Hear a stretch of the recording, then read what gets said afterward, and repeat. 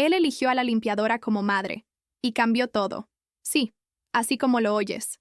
Un niño, cansado de la frialdad de su entorno, eligió como madre a la única persona que lo miró con amor verdadero, la limpiadora.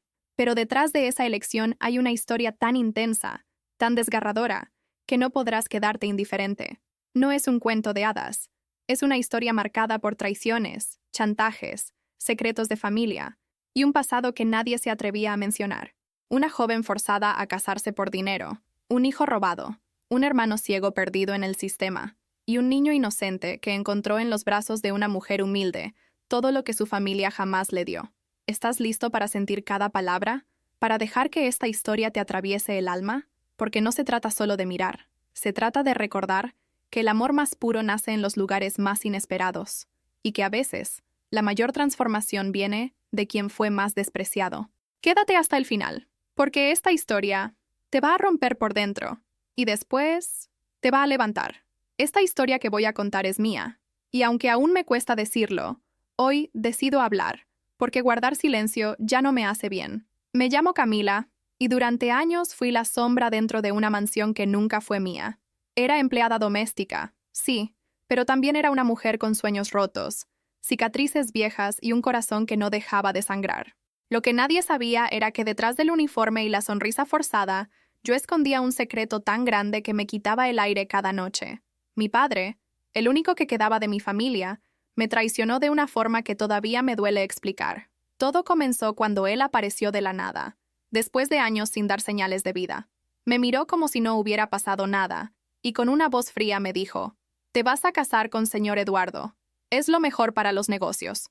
Yo pensé que era una broma, pero no. Él me lo dijo como quien te entrega una escoba, sin alma. Me negué, claro que me negué, pero entonces soltó la bomba que me quebró por dentro. «Si lo haces, te ayudaré a encontrar a tu hermano». Mi hermano, el niño que me arrancaron de los brazos cuando yo tenía 15 años. Un niño ciego que no volvió a saber de mí. ¿Cómo iba a negarme? ¿Cómo decirle no a la posibilidad de volver a abrazarlo? Era como si me hubieran puesto una cadena al cuello. Acepté ese matrimonio sin amor, sin deseo, sin esperanza. Me casé con un hombre que ni siquiera me conocía, solo porque mi padre, ese hombre que debía protegerme, me usó como ficha de ajedrez. ¿Te ha pasado eso? Que confías en alguien, y esa persona te vende como si fueras un producto en descuento. Eso no se olvida. Eso te transforma. Desde el primer día con Eduardo, supe que no iba a ser fácil. Él era frío, arrogante, acostumbrado a conseguir lo que quería, sin importar a quién pisara. ¿Y yo? Yo solo era la esposa que nadie quería mencionar.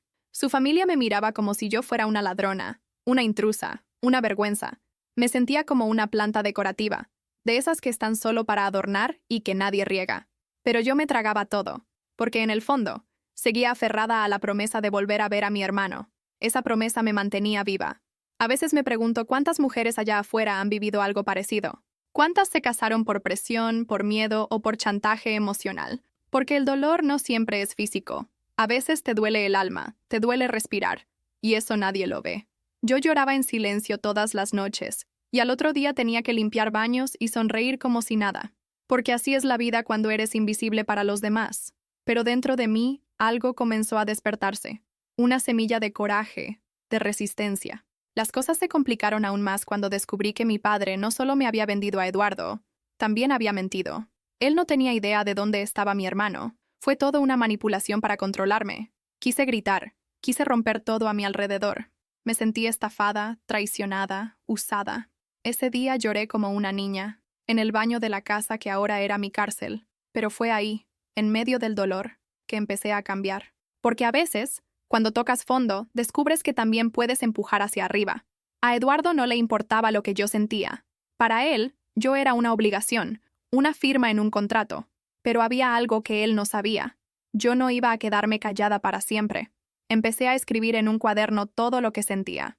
Y ahí descubrí que mi historia, aunque triste, tenía fuerza. Porque escribir me sanaba. ¿Has probado escribir tus pensamientos cuando te sientes perdida? Es como hablar contigo misma, pero sin interrupciones. Yo lo hacía cada noche, como un acto de rebeldía silenciosa. A veces me imaginaba escapando, tomando un autobús a cualquier pueblo de México, quizás a Zacatecas o a Tepic, donde nadie me conociera. Pero entonces pensaba en mi hermano. ¿Y si realmente estaba en algún lugar esperándome? Esa duda era como un ancla. Me quedé, no por miedo, sino por amor. Amor a ese niño que no veía, pero que sentía en cada latido. Me volví más fuerte, más astuta. Comencé a observar, a escuchar, a moverme entre las sombras de esa familia como si fuera un espía en su propio infierno. Y así, entre lágrimas escondidas, días interminables y silencios dolorosos, fui sembrando mi propio camino. No sabía cómo, ni cuándo, pero algo dentro de mí me decía que no todo estaba perdido, que incluso en el lugar más oscuro, una chispa puede encender una esperanza. Y fue justamente esa chispa la que me llevó a conocer a alguien que cambiaría el rumbo de todo. Alguien que me enseñaría que no siempre se trata de sobrevivir, a veces se trata de despertar. Pero antes de hablar de eso, tengo que contarte algo que me costó años aceptar. Aquel día comenzó como cualquier otro, pero lo que descubrí al final de la tarde cambió todo. Estaba limpiando la oficina de don Eduardo, como siempre hacía después de sus reuniones, cuando abrí sin querer un cajón que nunca había tocado. Adentro había papeles con nombres, fechas y una foto mía. Mi corazón se paralizó. Sentí un frío en el estómago, como si algo dentro de mí se hubiera roto. Tomé la carpeta con manos temblorosas. Y ahí estaba la verdad. Yo no había sido elegida por casualidad. Fui vendida. Mi padre había negociado mi vida como si fuera mercancía. No era solo un matrimonio por interés. Era una trampa. En esos papeles también descubrí algo que me partió el alma. Tenía un hijo. Un niño que me habían arrebatado al nacer, cuando yo era apenas una adolescente. Nunca me dijeron que había sobrevivido. Me habían mentido, robado y callado. Recordé aquel día, años atrás, cuando desperté sola en una cama de hospital, con el cuerpo adolorido y el corazón vacío. Me dijeron que el bebé no había resistido. Lloré por meses, creyendo que la vida me lo había quitado. Pero no, la verdad era otra, y era peor. Me lo arrebataron para ocultar una vergüenza, para limpiar el apellido de una familia que nunca me amó. Sentí que el mundo se me venía abajo. ¿Dónde estaba mi hijo? ¿Quién lo cuidaba? ¿Sabría siquiera que existo? Empecé a buscar respuestas como una loca, preguntando con cautela, mirando entre papeles, escuchando conversaciones escondidas detrás de puertas. Pero cada vez que creía estar cerca, algo pasaba. Alguien intervenía, y ahí entendí que había personas cerca de mí que no querían que supiera la verdad, que había una red de mentiras tejida con precisión, diseñada para mantenerme en la oscuridad. Me sentía como un insecto atrapado en una telaraña. Lo peor fue darme cuenta de que no era la única, que había otras personas en la casa, sirvientas como yo, que también tenían historias silenciadas. Una de ellas, doña Lupe, me dijo un día con los ojos llenos de lágrimas: «Tú no sabes lo que esta familia esconde, ni lo que son capaces de hacer». Y tenía razón. Empecé a ver cómo manipulaban a todos a su alrededor. Empleados, vecinos, hasta a los socios de negocios. La hipocresía era la regla, no la excepción. Sonreían en público y apuñalaban en privado. Mi esposo, Eduardo, también tenía su parte en ese teatro. Aunque al principio pensé que era una víctima más, pronto noté que él sabía más de lo que decía. Era cómplice del silencio. Y, peor aún, se había beneficiado de mi dolor. Eso me llenó de rabia, de una tristeza que me quitaba el sueño. Me miraba al espejo y ya no me reconocía. ¿Quién era esa mujer? ¿La misma que tenía esperanzas? ¿La misma que soñaba con un reencuentro? Ahora era otra. Una mujer marcada por la traición, pero también con hambre de justicia. Y entonces empezó el juego sucio. Me acusaron de cosas que no hice. Dijeron que yo era amante de un millonario, que estaba ahí para robar. Inventaron chismes para ensuciar mi nombre, para hacerme quedar como una interesada. Hasta llegaron a manipular fotos y mostrar mensajes falsos. Quisieron hacerme pedazos, pero yo no caí, porque ahora tenía un motivo más fuerte que el miedo. Quería recuperar a mi hijo. Quería saber su nombre, abrazarlo, decirle que nunca lo abandoné, que me lo quitaron. En medio de ese caos, hubo momentos en los que quise rendirme. No te voy a mentir. A veces sentía que era inútil seguir luchando, pero cuando cerraba los ojos, veía su carita. No sé cómo, pero en mis sueños lo veía. Un niño con mis ojos, con mi sonrisa. Y eso me daba fuerza. Me levantaba cada mañana con un propósito. Me prometí que no iba a morir sin volver a verlo. Y cuando una madre hace una promesa, nada ni nadie puede detenerla. Para sobrevivir, aprendí a moverme con cuidado, a hablar con quien debía, a callar cuando era necesario. Empecé a investigar por mi cuenta, a buscar registros, a hacer conexiones. Y en ese camino conocí a alguien que se convertiría en mi aliado, alguien que me ayudaría a seguir buscando la verdad, pero también alguien que me mostraría que el amor verdadero no siempre viene en la forma que esperamos. Y sí, también aprendí que en medio del dolor puede surgir algo inesperado, algo que cambiaría todo lo que pensaba saber sobre la vida. Pero antes de llegar ahí, ocurrió algo que me tocó más profundo que cualquier otra cosa, algo que me rompió y me reconstruyó desde dentro. No sé cómo explicarlo sin que se me quiebre la voz, pero ese niño cambió mi vida. Iván, el hijo de Eduardo, era tan distinto a todo ese mundo frío y calculador que me rodeaba. Tenía apenas 6 años, pero en su mirada había una ternura que derribaba todas mis defensas. Desde el primer día que lo vi, supe que él también era una víctima más de esa casa llena de secretos. Me buscaba con los ojos cada vez que entraba en la cocina, y poco a poco, sin decir mucho, se fue acercando a mí. A veces, solo se sentaba a mirarme cocinar. Otras veces, me hacía preguntas inocentes, como si quisiera entender por qué yo sonreía cuando nadie más lo hacía. Me contaba cosas que me partían el alma, que su madre lo visitaba solo por fotos, que los abrazos los conocía por los dibujos animados, que nadie le leía cuentos para dormir. Una vez me dijo, Camila, ¿tú crees que una mamá puede olvidarse de su hijo? Y yo no supe qué decir. Me quedé congelada, porque en ese momento, su pregunta me rompió por dentro. ¿Cómo le explicaba que a mí también me habían quitado un hijo? Que esa misma herida que él sentía, yo la conocía desde hacía años. Desde entonces, algo entre nosotros cambió. Él me buscaba para todo, para contarme sus sueños, para que le preparara su jugo favorito, o simplemente para que lo abrazara. Y yo no pude evitar encariñarme. Me convertí en su refugio, y él en el mío. En un lugar donde todo era hostil, nosotros dos construimos una burbuja de amor. A veces jugábamos a las escondidas, y otras, nos inventábamos cuentos de dragones buenos que rescataban a niños tristes.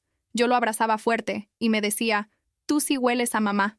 Ese tipo de cosas no se olvidan, te marcan, te curan, y también te duelen, porque sabes que no son para siempre.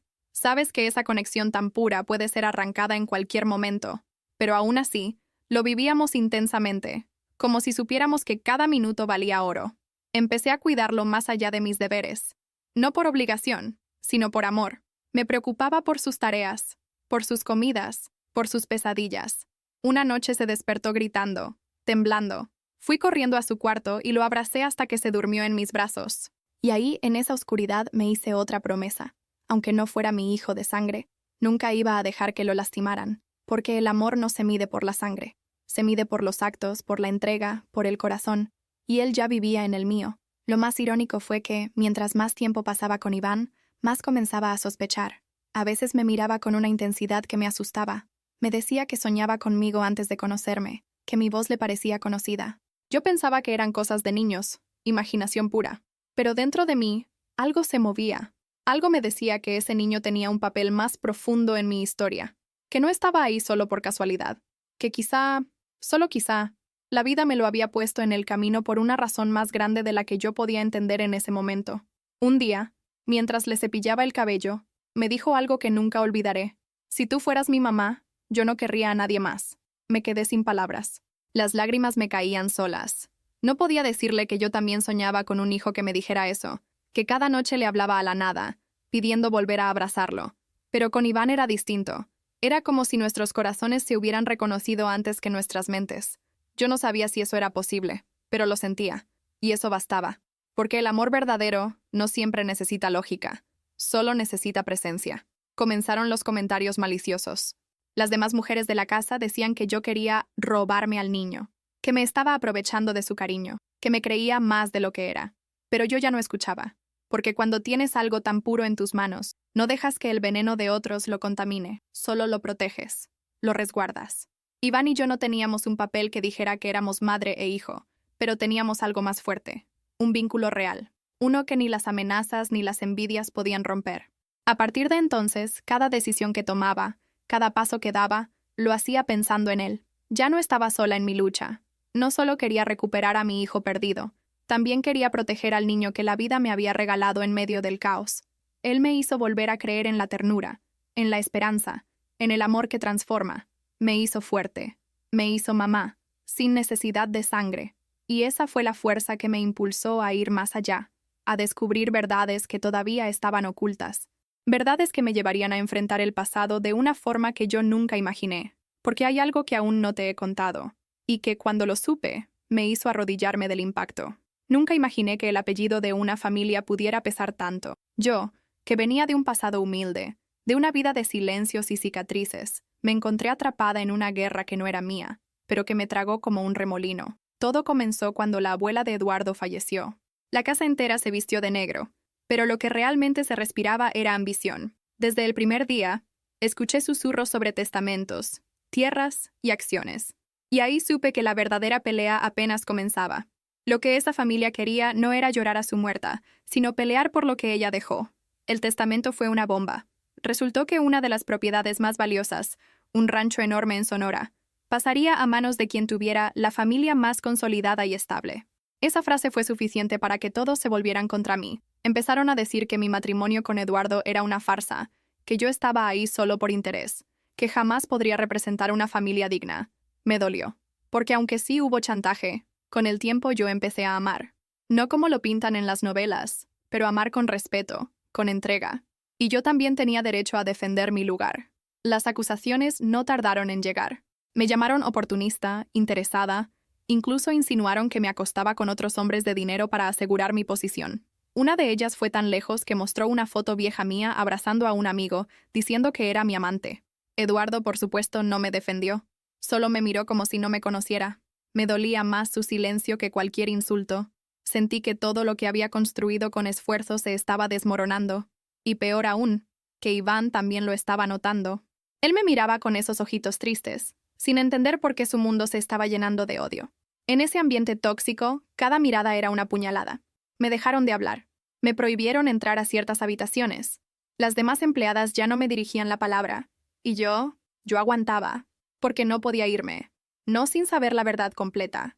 No sin desenredar todo ese pasado que me oprimía. Pero lo que jamás imaginé fue lo que estaba por descubrir, que esa herencia que tanto peleaban tenía raíces más podridas de lo que pensaban, y que yo estaba más relacionada con ese legado de lo que nadie sabía, porque en esa propiedad había documentos antiguos, y uno de ellos tenía mi nombre. Fue un día que Iván, jugando, entró al despacho secreto del abuelo.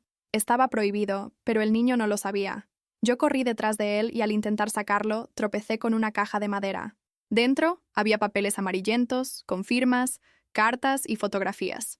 Una de esas cartas estaba dirigida a mi madre. La leí con las manos temblando. Decía cosas que me dejaron en shock. Mi madre había trabajado para esa familia. Había tenido una relación con uno de los hijos del patriarca. Y de esa relación, nací yo.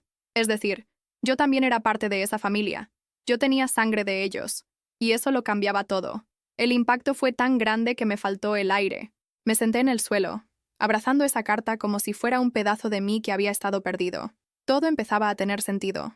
El rechazo, el odio, la forma en que siempre intentaron esconderme. No era solo porque era pobre, era porque era una amenaza, porque tenía derecho, porque podía reclamar lo que me correspondía. Y ahí fue cuando entendí por qué tantas personas querían que me callara. Yo era una pieza incómoda en ese juego de poder. Una pieza que, si hablaba, derrumbaba todo. Lo que hice después fue arriesgado. Fotografié los documentos. Los guardé en una memoria y los escondí en un lugar seguro. Sabía que si alguien los encontraba, mi vida estaría en peligro, pero ya no había vuelta atrás. Tenía que encontrar la forma de limpiar mi nombre, de proteger a Iván y de asegurar que nadie más volviera a usarme como peón. Comencé a moverme con más inteligencia. Dejé de confiar en todos, excepto en mí misma. Y aunque por fuera parecía tranquila, por dentro era un volcán a punto de estallar.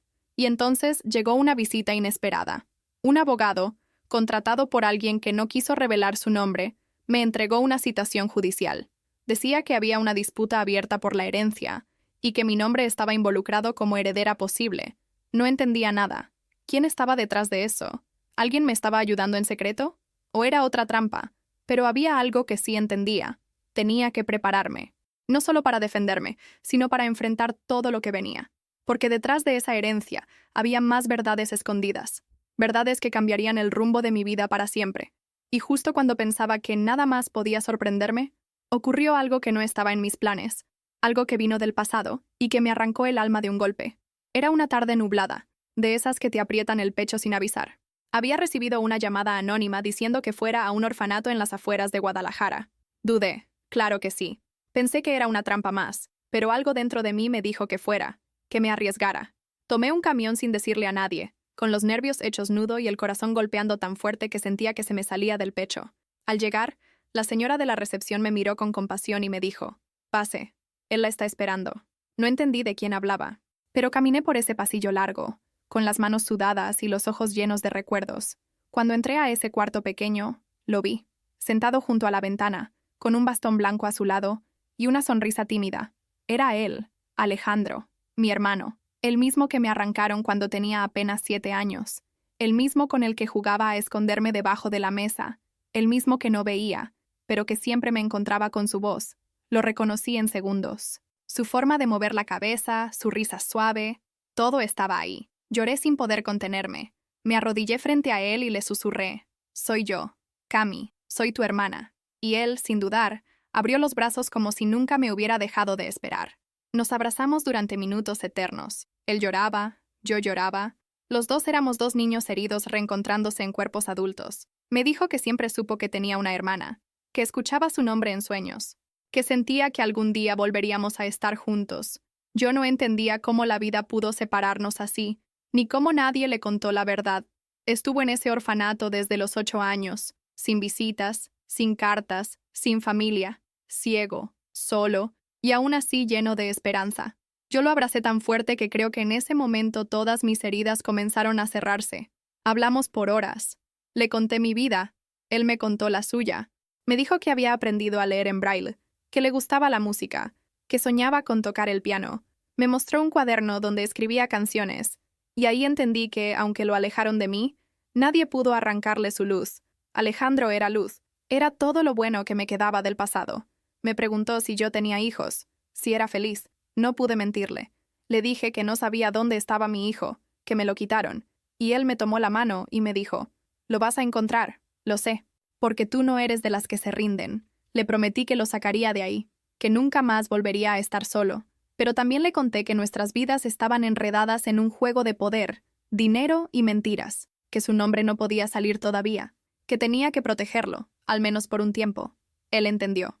Me abrazó otra vez y me dijo: «No importa cuánto esperemos, mientras al final estemos juntos». Esa frase me acompañó desde ese día, me dio la fuerza para seguir, porque ya no era solo por mí, ni por Iván, ni por mi hijo perdido.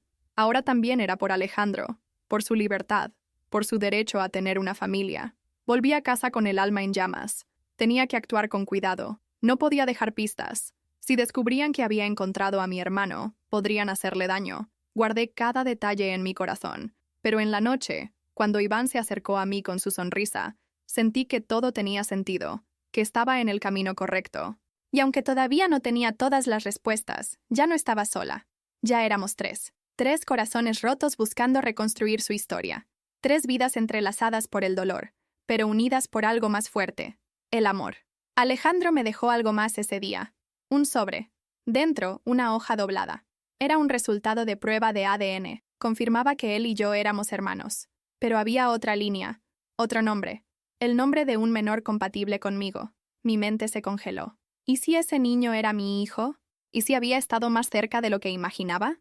De pronto, todo cobró otro sentido, y sentí que la historia estaba por dar un giro que jamás habría podido anticipar, porque a veces, la vida te devuelve lo que perdiste, pero te lo devuelve de forma inesperada.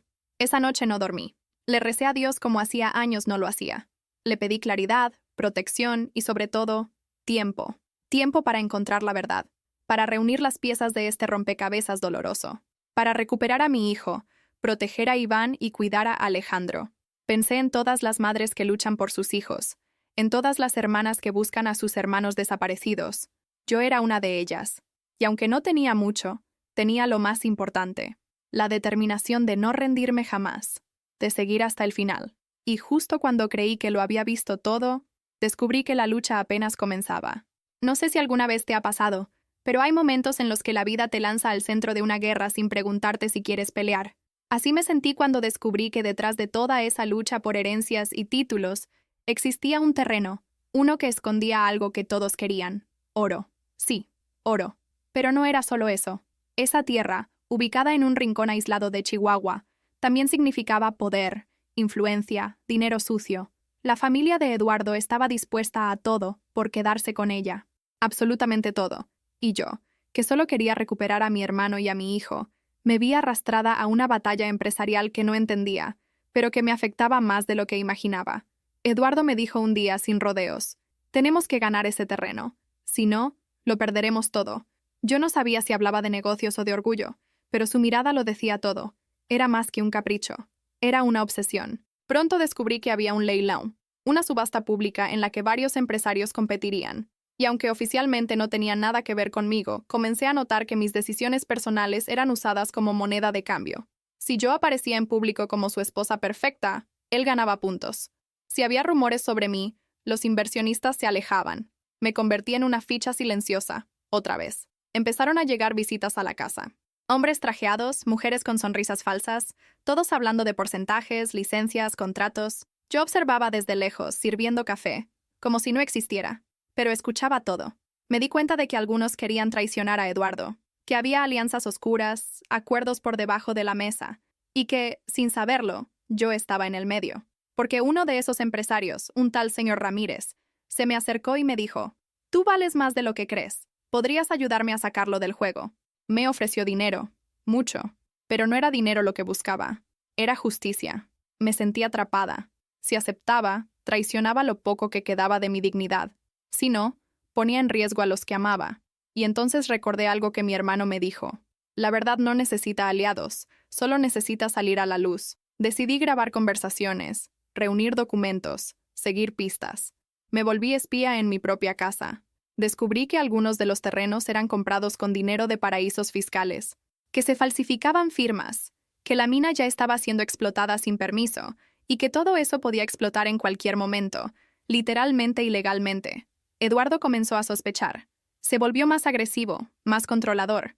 Me prohibía salir, revisaba mi celular, interrogaba al personal, pero yo ya no era la misma, ya no tenía miedo. Ya había perdido tanto que lo único que me quedaba era el coraje. Contacté a una periodista local, le di parte de la información, y entonces todo comenzó a moverse. La noticia salió en un pequeño canal de televisión, pero fue suficiente para que los ojos del gobierno se pusieran sobre nosotros. Eduardo estaba furioso. Me culpó de todo, y por primera vez me echó de la casa. Salí con una maleta, sin rumbo, pero con el alma libre. Me refugié en casa de una amiga que me ofreció una cama y silencio, y desde ahí seguí ayudando a desarmar esa red de corrupción. Descubrí que no solo se trataba de tierras, sino de vidas. Trabajadores explotados, pagos en negro, amenazas. Era un monstruo disfrazado de empresa, pero ya no era invisible. Ya era una mujer con voz, con pruebas, con aliados. Y la justicia, aunque lenta, empezó a moverse. El leilão fue suspendido. Los contratos fueron investigados. Y Eduardo empezó a caer. No fue fácil. Hubo noches en las que lloré de miedo, en las que pensé que me iban a hacer desaparecer. Pero cada vez que pensaba en rendirme, abría mi celular y miraba la foto de Iván, la carta de Alejandro, el eco del nombre de mi hijo. Y me decía a mí misma: no llegaste hasta aquí para rendirte. Empecé a colaborar con más periodistas, con abogados independientes, con ONGs. Y poco a poco, lo que parecía imposible empezó a tomar forma. La verdad estaba saliendo, y aunque muchos intentaban frenarla, ya no podían detenerla. Y justo cuando la presión era más fuerte, cuando sentí que no podía más, ocurrió algo que nadie vio venir, un giro que iba a dejar a todos sin palabras. Todo explotó un martes por la mañana. Las noticias hablaban de una operación fiscal en varias ciudades, y entre los nombres involucrados estaba Jorge Santillán, el socio principal de Eduardo y uno de los hombres más poderosos de Monterrey.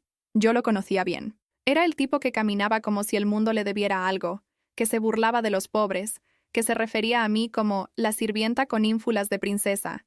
Había sido cruel conmigo desde el primer día.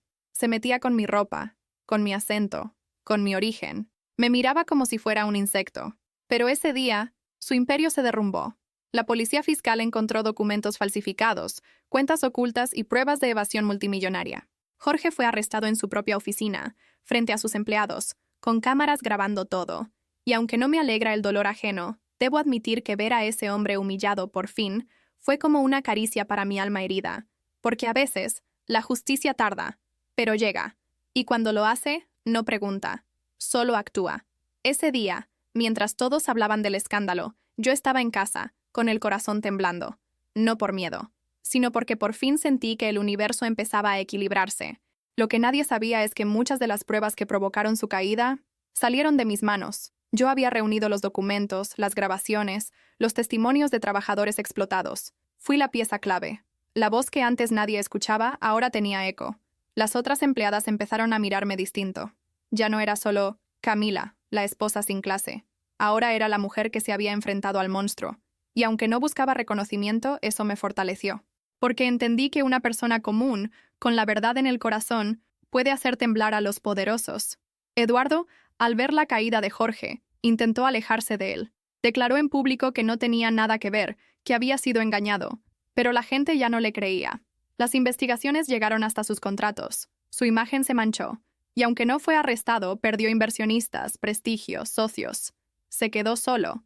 Y yo no levanté un dedo. No tuve que vengarme. La vida lo hizo por mí. Esa es la belleza de la justicia poética. No necesitas destruir a nadie. Solo sostener la verdad con firmeza. Y esperar. Porque cuando la verdad camina, nadie puede detenerla. Recuerdo una tarde, caminando por el parque con Iván, que él me dijo: ¿sabes qué es justicia, Camila? Es cuando el mundo deja de ser injusto contigo. Me quedé callada, porque ese niño, sin saberlo, me enseñó más que todos los adultos que conocí. Él también había sido herido, ignorado, usado, y aún así seguía creyendo en el bien. Yo no podía fallarle. Tenía que seguir de pie. Por él, por Alejandro, por todas las mujeres que alguna vez fueron tratadas como objetos, como monedas de cambio. Nuestra voz importa. Nuestra historia también. La caída de Jorge trajo otras consecuencias. Se abrieron investigaciones en serie. Otras víctimas hablaron. La prensa dejó de ignorarnos. Y la sociedad, al fin, empezó a ver lo que siempre había estado ahí. Un sistema podrido que aplastaba a los más vulnerables. A veces me escribían mujeres que decían: Camila, tu historia me dio fuerza. Y yo lloraba. Porque nunca imaginé que mi dolor pudiera ser faro para alguien más. Nunca quise fama. Solo quería recuperar mi vida. Pero si mi lucha servía para encender otras luchas, entonces todo valía la pena. A Jorge lo condenaron a 15 años. No por todo lo que hizo, pero sí por lo suficiente. No lo volví a ver, ni quise. Para mí, ese capítulo quedó cerrado. No porque lo haya olvidado, sino porque decidí soltarlo. Porque entendí que la verdadera victoria no era verlo preso, sino saber que yo ya no era su víctima, que había recuperado mi voz, mi historia, mi poder. Eso no tiene precio. Eso no se compra. Eso se conquista con lágrimas, con verdad, con amor propio. Y yo, por fin, lo había entendido. Esa etapa terminó, pero algo dentro de mí seguía inquieto, porque aún faltaba una pieza, un vacío que me acompañaba todos los días, el misterio de mi hijo, esa ausencia que me gritaba en el pecho, porque, aunque muchas cosas se resolvieron, yo no podía descansar hasta mirarlo a los ojos y decirle: nunca te abandoné. Y lo que pasó después fue más poderoso que todo lo que había vivido hasta entonces. Nunca pensé que la verdad llegaría como llegó, con una llamada. Me encontraba en el mercado, comprando frutas para la semana, cuando sonó mi celular. Era una trabajadora social de un centro de adopciones en Aguascalientes. Su voz era suave, pero directa. Señora Camila, encontramos algo que debe saber. Me temblaron las piernas. Me senté en la banqueta más cercana con el corazón galopando. Ella me dijo que un niño de 9 años, registrado como Samuel, había mostrado coincidencias genéticas con los datos del archivo del hospital donde yo di a luz hace años. Me preguntó si quería saber más. Yo solo pude decir: ¿dónde está mi hijo? Lo vi por primera vez en un salón lleno de colores y juegos. Tenía el cabello revuelto, los ojos como los míos y esa expresión que no se puede explicar. Solo se siente. Me acerqué sin saber si correr, llorar o quedarme de rodillas. Él me miró con la inocencia de quien no sabe lo que está pasando, pero con la profundidad de quien presiente algo importante. Me presenté como Camila, y cuando le pregunté si podía abrazarlo, dijo que sí, con una sonrisa tímida. Y en ese abrazo se cerraron años de silencio, de ausencia, de dolor. Lo supe de inmediato. Ese niño era mío. No necesitaba más pruebas. Le expliqué todo, con palabras simples, que lo había buscado toda mi vida, que alguien me lo había quitado, pero que jamás dejé de pensar en él. Samuel me miró sin reproches. Me tomó de la mano y me preguntó si podía conocer a su hermano. No entendí. ¿Tienes un hermano?, le dije. Él asintió. Iván, hablamos en un grupo del orfanato hace unos meses. Me quedé muda. ¿Cómo era posible? ¿Cómo esos dos niños que marcaron mi vida ya se conocían? Fue como si el destino hubiera tejido una red invisible para volver a unirnos. Una red de amor. Los llevé a los dos a un parque esa misma semana. Samuel e Iván jugaron como si se conocieran de siempre. Reían, corrían, se abrazaban. Me senté en una banca y los miré con lágrimas en los ojos. A mi lado, Alejandro me tomó la mano. «Lo lograste, hermana», me dijo. Yo no respondí. Solo lo abracé, porque ya no había palabras. Había amor, puro, honesto, profundo. Y por primera vez en mi vida, sentí que tenía una familia. Una de verdad. No por obligación, no por papeles, por elección. Una familia construida con las piezas rotas de un pasado cruel, pero unida con la fuerza del perdón. Eduardo apareció días después. Me pidió hablar. Estaba más delgado, agotado. Me dijo que había cambiado, que quería arreglar las cosas, que quería ser padre de verdad para Iván. Le respondí con firmeza. El amor no se mendiga, se demuestra. Él bajó la cabeza, entendió el mensaje. Le permití ver a Iván, pero desde el respeto, sin manipulación. Samuel también lo miró con distancia. Ambos niños sabían quién era su verdadero refugio, y no era un apellido. Era mi abrazo, mi ternura, mi presencia diaria. No se necesita un apellido para ser madre. Se necesita alma. Nos mudamos a una casa sencilla, pero llena de paz. Los 3 niños compartían cuarto. A veces discutían, como todos los hermanos, pero al final del día dormían abrazados. Alejandro vivía con nosotros también. Tocaba el piano cada noche, componía melodías para calmar las tormentas. Yo conseguí trabajo como administradora de una fundación que ayuda a mujeres en situación de violencia.